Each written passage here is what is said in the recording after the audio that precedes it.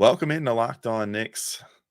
And your New York Knicks got embarrassed by the Utah Jazz last night, 117 to 113, the worst loss of the Knicks season so far, at least in my humble opinion. The Knicks completely forgot how to shoot threes. Julius Randle was still really good. Immanuel Quickley was really good and barely played. And Taj Gibson, if you need some positive news, is now a Knick again. So we'll talk about all that next on Locked On Knicks. You are Locked On Knicks, your daily New York Knicks podcast. Part of the Locked On Podcast Network. Your team every day.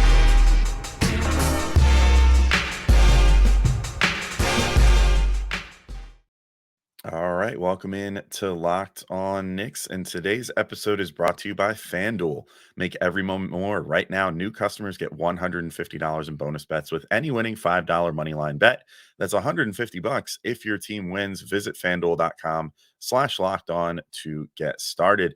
And I want to thank you guys for making Locked On Knicks your first listen today and every day, whether you're checking us out on your favorite podcast platform or taking in the sights and sounds on YouTube. We appreciate you making us a part of your daily routine. Make sure you hit that notification bell on YouTube or the auto download function on your favorite podcast app so you never miss an episode. I'm Alex Wolf. I'm editor-in-chief of Knicks site, The Strickland, which you can find at thestrick.land. And your Knicks lost to the Jazz, 117 to 113. But that final score doesn't really underscore just how annoyingly bad this loss was.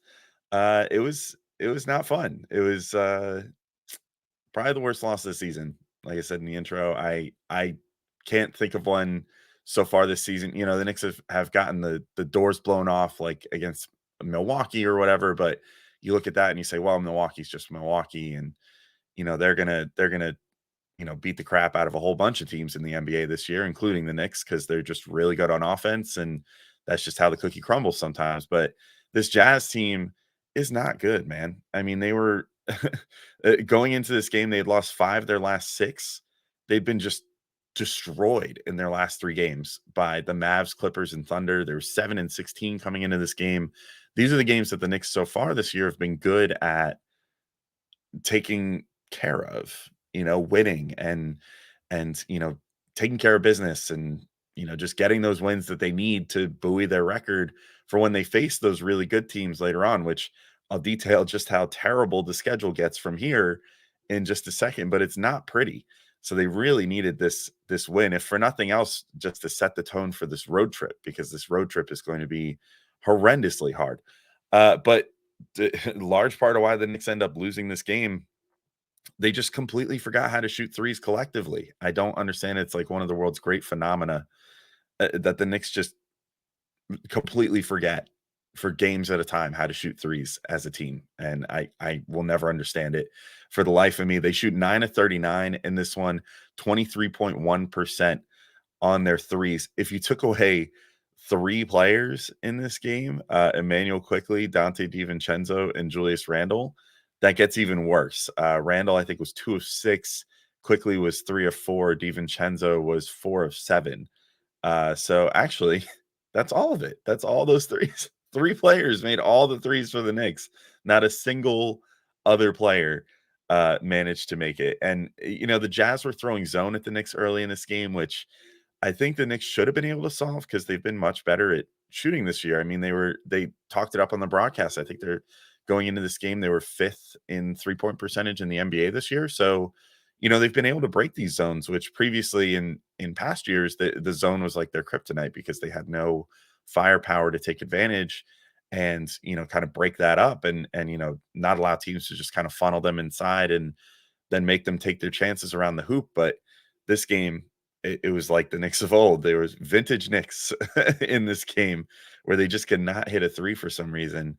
And they clanged just like, it felt like 500,000 open looks. I mean, there were so many opportunities to make something of this game and, create a bigger lead. Like early on, Alan Hahn on the broadcast. I mean, I like Alan Hahn as the color commentator, by the way. So MSG, take note. Like, I think he's better than Wally. I think he's growing into himself quite a bit as the color commentator.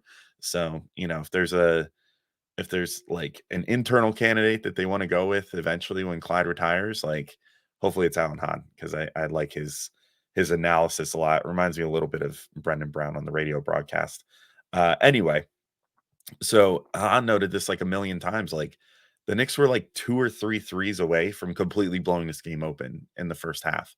And they managed to get up by as much as 10, even without making threes. And, it kind of just looked like it was going to be one of those, well, all right, maybe they won't shoot super well in this game, but the talent will just win out and they'll end up winning this game. But they just then turned around and, despite the fact they were keeping everything within spitting distance for, the first, they went into the half down 2.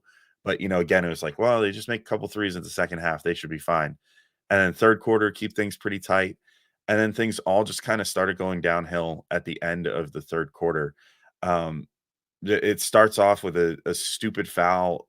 Isaiah Hartenstein fouls Larry Markkinen on a heave 3 to end the third quarter, which probably wasn't going to go in. Like Markkinen, like ran into it and was like leaning forward. Everything else like was roughly at the 3-point line, but clearly had rushed himself because it was only a couple seconds left on the game clock at that point for the third quarter.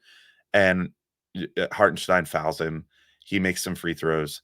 And then suddenly in the fourth quarter, the Knicks just got blown out of the water. Like Taylor Horton Tucker starts going crazy, and they just were playing lazy defense, not doing great in transition, just getting absolutely torched by basic pick and rolls. I mean, it was not good. It was probably the worst defense that you'll see the Knicks play this year.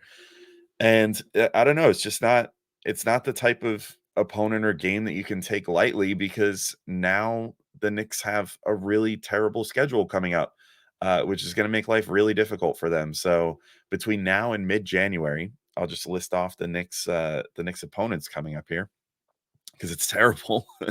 They have the Suns, Clippers, Lakers, and Nets on the road now to finish off this road trip, which Nets, not a road game in the truest sense of the word, but still not at MSG. So we'll consider it part of the road trip. But those first 3 against Suns, Clippers, Lakers, just absolutely brutal on the West Coast there. Then back-to-back games against the Bucks after that, including on Christmas. That was a stretch that we highlighted in the build up to the regular season in our schedule, show where we were breaking down the schedule.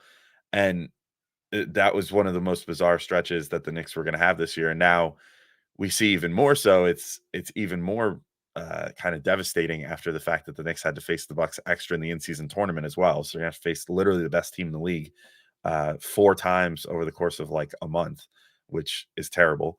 Then they have the Thunder, Magic, and Pacers on the road. So then 3 straight road games again.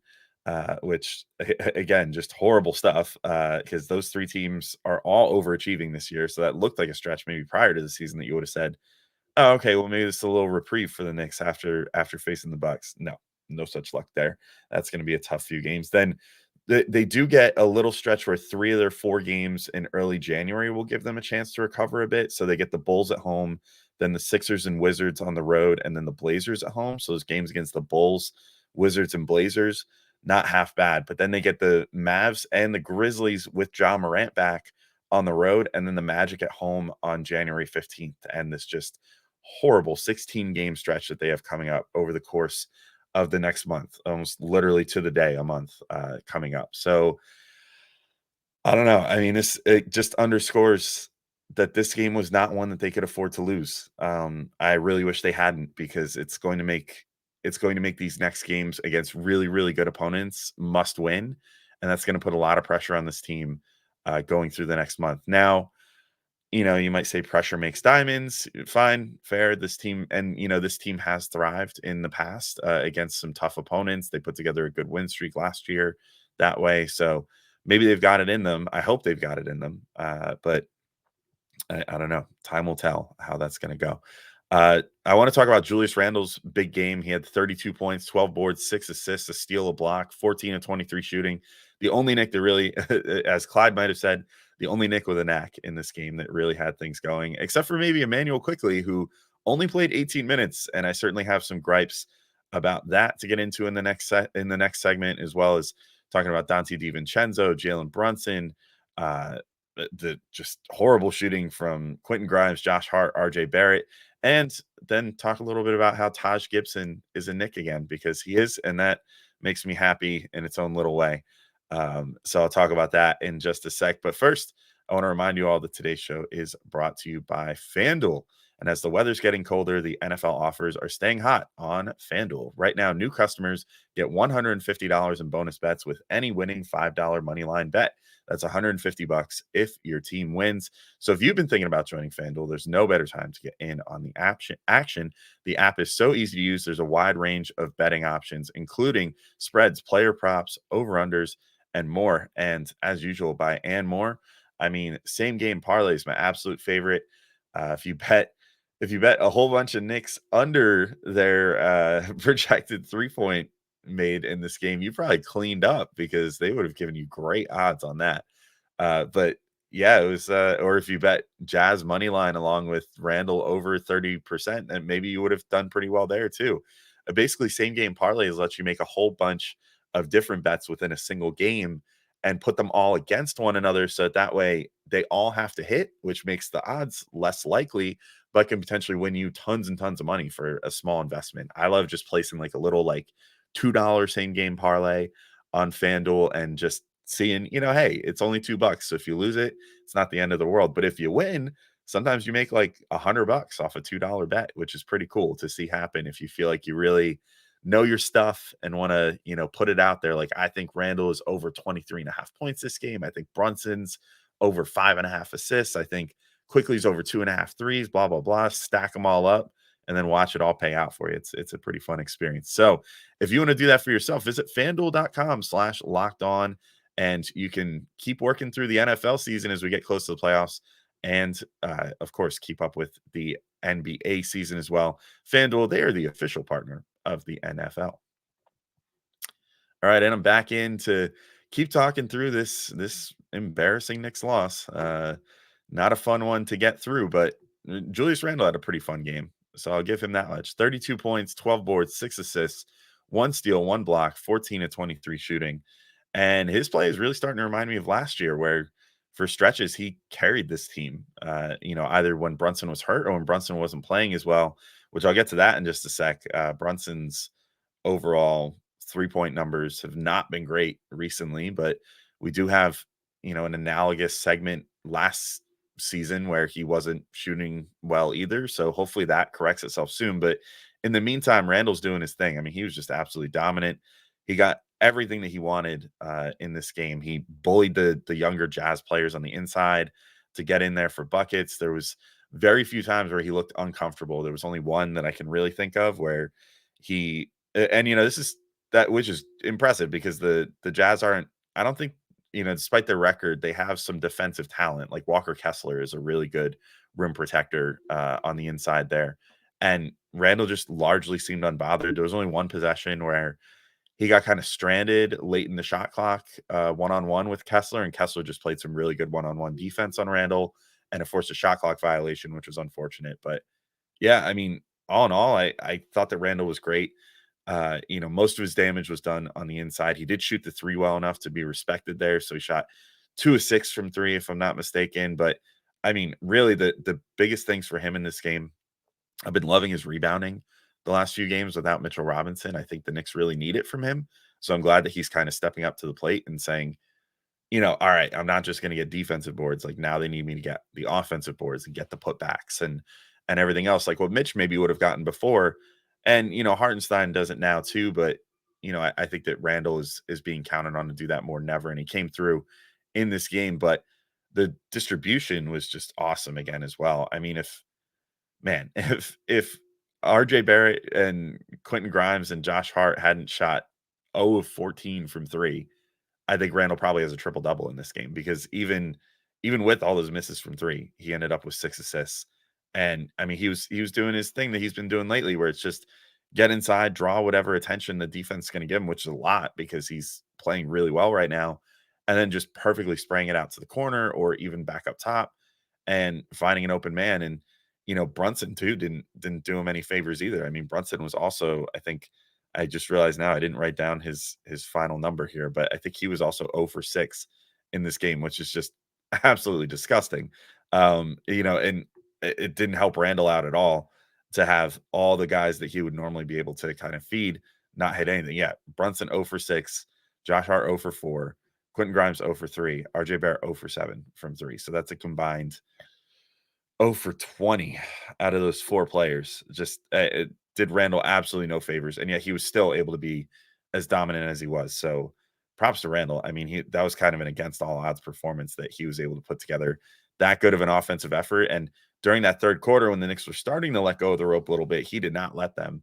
Like he just stayed dominant, kept getting to the hoop, kept getting his, and kept the Knicks in this game for as long as he possibly could until things kind of fell apart in the fourth quarter there. Immanuel Quickley, by the way, also did his best to keep the Knicks in this game. Ends with 15 points, 2 rebounds, 1 assist, 2 steals, 6 of 8 shooting, 3 of 4 from 3. Cool, you say. He must have done that in I don't know, 25 minutes or something, oh, that's a solid stat line. No, he did 15 points, 6 of 8 shooting, and 3 of 4 from 3 in a whole whopping 18 minutes, which for whatever reason was all he was given. So Tibbs back to frustrating me a little bit again. I don't understand why Immanuel Quickley did not play more in this game. He only 18 minutes seems kind of criminal when you're shooting 75% from 3 and you're the only guy or one of only 2 guys on the team that was actually hitting anything from there, except for if you really look at it and you look at it from the perspective of the whole game rather than just the box score, up until the final 5 minutes, he was the only guy on the team that had made any substantial threes whatsoever, because Dante DiVincenzo ended up shooting, I think it was 3 of 9, 4 of 9 from 3 in this game in total. And, he shot 4 of 9 from 3 in total in this game, but 3 of those came in the final 5 minutes or 5 minutes and 15 seconds, something like that, was when he made his first one. He made a little flurry late.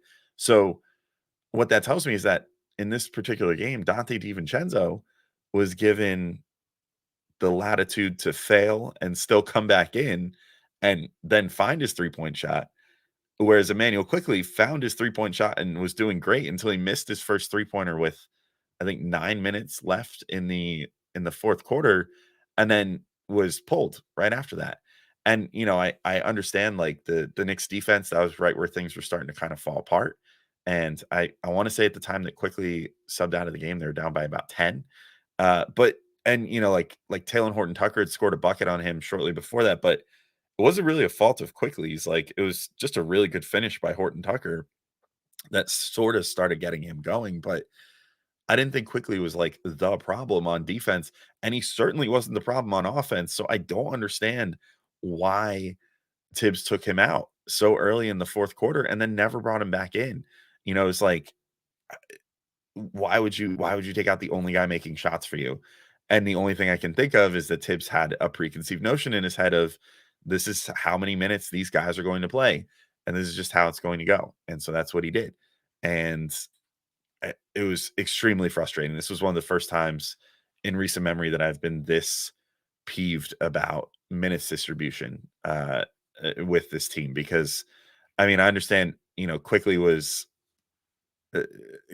coming off of a 1-game injury, but presumably, the Knicks, it's kind of always if you're good to play, you're good to play. We're not going to baby you here. So presumably if he was cleared, he was good, and yet still only played this much, this much time. I don't know. It was horrible talent management by Tibbs in this game. And I don't understand why the Knicks didn't at least try. I can understand wanting to get Brunson back in there, because for all of his flaws shooting the 3 in this game, he was at least getting to the free throw line. He was generating offense, in ways other than shooting the 3. But I think you could have gotten away with playing Brunson, Quickley, and DiVincenzo for a stretch, because they would have been a little outsized. The Jazz are a pretty long team, but I think they ultimately would have been okay. I don't know. Why would you not want 2 of the only guys that were able to make threes for you in the game at the same time? And then they could have, maybe cut into that deficit a little sooner. Because I think if the Knicks had an extra 5 minutes this game, they probably could have won. But they just let themselves get too far behind the 8 ball, and a lot of that happened right after they subbed Quickley out. So I don't know. It boggles the mind. It's not fun, but it is what it is, I guess. So next segment, we'll talk about a little more fun. Dante DiVincenzo had a fun little late flurry, ends with 21 points. Talk about Jalen Brunson shooting, why it's a little concerning, but not the end of the world. And then I'll just briefly, maybe just one more time, just mention the stats of Grimes, Hart, and RJ, but I don't care to talk about them too much. And then talk about Taj Gibson being a Knick again. How much does he still have left? What did he do for Washington last year? And he was all right. But first, I got to remind you all that today's show is brought to you by Dave.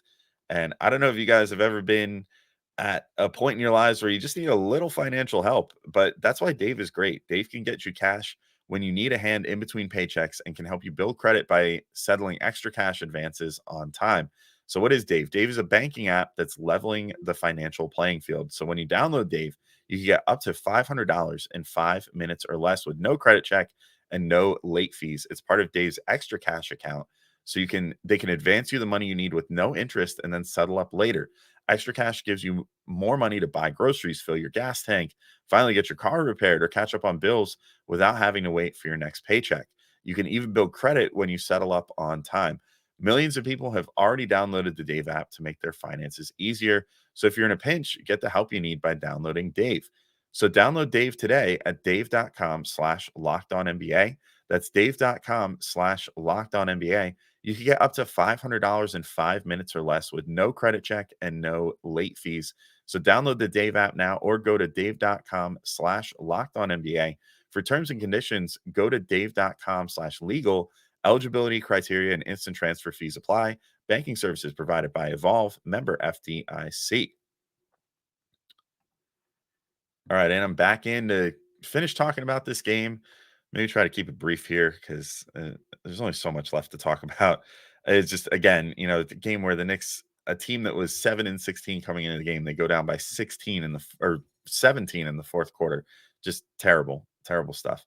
But at any rate, Dante DiVincenzo had a pretty not terrible end to this game, so that was fun. He ends with 21 points, 7 rebounds, 4 steals, shot 4 of 9 from 3.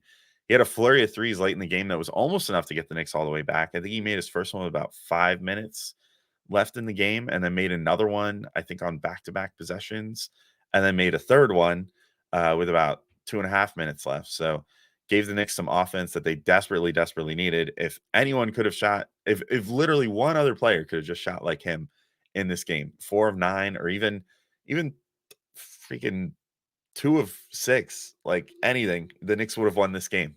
So he did his thing, played his usual brand of 110% energy the whole time. And when the shot's going too, that means he's going to have an opportunity to make a big impact in a game. Sort of similar to Quentin Grimes. Like they're very similar players. I still think Grimes has a higher ceiling, but DiVincenzo does very similar stuff where it's like, if he's hitting his shots, like, that everything else is going to fall into place. The defense is going to be there, the playing the passing lanes, the one-on-one defense, all that stuff. So that was great. I just thought that the Knicks needed him too. I mean, he's one of those guys. He's probably the most unflappable shooter on the team, for better or worse. Like, he always looks like he thinks it's going to go in because he's pretty stoic. Like, he doesn't really have much in the way of emotion ever, whether he's playing well or whether he's playing terrible. So, the shot won't be going down early, stone faced. Shot goes down later, stone faced. He still just is like, well, I just made some shots, I guess. I don't know. But he always has that demeanor where he, you could tell that he thinks that he can make it every time, which is valuable when you have a team of guys that seem to run so hot and cold like the Knicks do sometimes. Jalen Brunson, it ends with a final stat line in this one of 23 points, shot 6 of 19 overall. That's not great. 0-6 from 3, but 11 of 16 from the free throw line, which also not fantastic. I mean, the amount of attempts is great. Only hitting 70% of them, not the best, but also had 7 boards, 8 assists. I mean, he did his part to try to spur the Knicks to a win here, and I thought he did all right at it, but the 3-point shooting is getting a little concerning, maybe. I don't know. He's shooting 33% from 3 over his last 7 games, but it's not like he hasn't gone through something like this before. It's easy to forget because he closed the year on such an insane hot streak, but he shot 31% from 3 in 23 games from October 28th through Christmas last year, and really did not look comfortable shooting it. Is still doing all the other things he does well, not as well as he's doing right now. So that's sort of the benefit of another year of experience, another year of getting better, but did have a really poor 3-point shooting stretch. So I think things will be all right with him. I hope that there's a turning point soon where he goes back to shooting like 45% from three again. I would settle for just consistently 40% across the board. I think that's fine. He's still over 40% for the season. So it's not like the alarms are going super off where it's like, oh man, he's gone from shooting 42% last month, the same time last month or whatever, to now shooting like 33% for the season or something. Like he's been that bad. It's not been that bad, but I would like to see him kind of figure it out again, because there's been a number of like over games for him recently, which have really brought that average down, where it's like he just can't make a single three for the entire game. But also, I just thought in general in this game, the Jazz played him physical. Somehow didn't get as many calls as he should have, even though he got 16 free throw attempts. You would think like, oh, well, he definitely got some calls. I mean, he did, but he probably should have gotten more. He was really getting bumped a lot, and it seemed like it was getting to him a little bit. So you don't love to see that. Like you could see on certain replays he was taking an extra moment to stare down the ref instead of getting right back on defense and that sort of thing.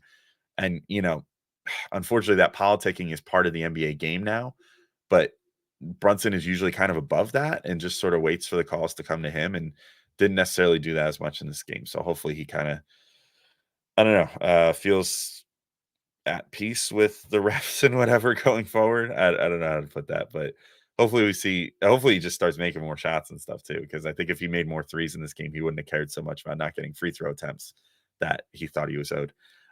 So I'll just bring man, I had it written in my notes and I've already referenced it like 3 times, but I'll just bring up that stat line one last time here. Quentin Grimes and Josh Hart, 0-7 from three, both looked like their absolute most tentative selves in this game, after they both looked so awesome together the previous game.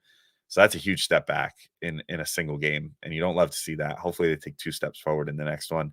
RJ was 0-7 from three and didn't look tentative, which maybe he should have taken a little bit of tentativeness from Josh Hart and Quentin Grimes, because like I mean, he played okay otherwise, but man, his shooting was terrible in this game. He didn't I think he only had 2 points in the first half, or maybe even 0 points. He had a really bad first half and followed it up with an okay third quarter, a nice little stretch there, but that was pretty much it. It was not a game to watch from RJ. But anyway, let's talk about Taj Gibson real quick. So Taj Gibson is a Knick again. You might have seen the news. It was like Adrian Wojnarowski was reporting on. I always think it's so funny when this guy like breaks huge news all the time, and then every once in a while we'll just be like, by the way, boom, Woj bomb, like the Knicks have released Dylan Windler and picked up Taj Gibson, and it's like sick. That's huge news, dude. Thanks. But the Knicks, they released Dylan Windler, picked up Taj Gibson for some big man depth in lieu of Mitchell Robinson getting injured. I was tempted to question the decision because they gave Taj a fully guaranteed 1-year deal instead of just like, I would have probably been like, hey, are you cool with coming in for a couple 10 days while we figure out if we want to trade for someone else or something? But whatever, like I still want them to look for a more dynamic option on the trade market, maybe to use Fournier's contract towards that or something. But Taj averaged pretty solid minutes and 10 minutes per game for the Wizards last year. So, it's tough to get too mad at it, because he kind of did his thing. Like if you look at it just on a per game basis last season, it's modest, because he only played 10 minutes. So it was like 2 points, 2 rebounds, 1 assist, shot 52% from the field, 33% from three, which he still is doing that. If I remember correctly, he did that once or twice against the Knicks too, where he hit them for some threes in a game. But if you look at it like per 36, which, I hope that Taj Gibson isn't being brought to the Knicks to play 36 minutes at 38 years old, but you never know with Tibbs. But he averaged like 12 and a half points, 7 boards, 2.5 assists in per 36 minutes. So I don't know. I'll take that. I think that's pretty good. I think that an arrangement that I would be okay with, if he still got it, if he's still pretty much the same Taj Gibson that was on the Knicks a couple years ago, they used to sort of do an arrangement where Taj would get the honorary start more or less and play like 10 to 15 minutes, and then Mitchell Robinson would come off the bench and play most of the game and hopefully close the game. So if they want to basically do that for Taj and have him take Jericho Sims's role now, I would feel a little more comfortable with Taj out there starting at center than Sims at this particular moment, just because I still think that Sims, I he's a fine third center, but I'm still just not quite there with him being the guy that you like put out there to start games. And to be fair to him, he's played pretty well these first couple games without Mitch fully. But yeah, I don't know. I guess we'll see what Tibbs has in mind. Again, though, hopefully no 35-minute performances for Taj Gibson, even though it's Tibbs' favorite player. So we'll see how it goes. But he did show good restraint the last time that Taj was on the Knicks. So anyway, I think this is enough talking about this game. So we'll be back with some more episodes for you guys, possibly another one coming up after the game this weekend against the Suns on Saturday morning. So we'll see about that. But until then, we'll talk to you soon. Peace out, everybody.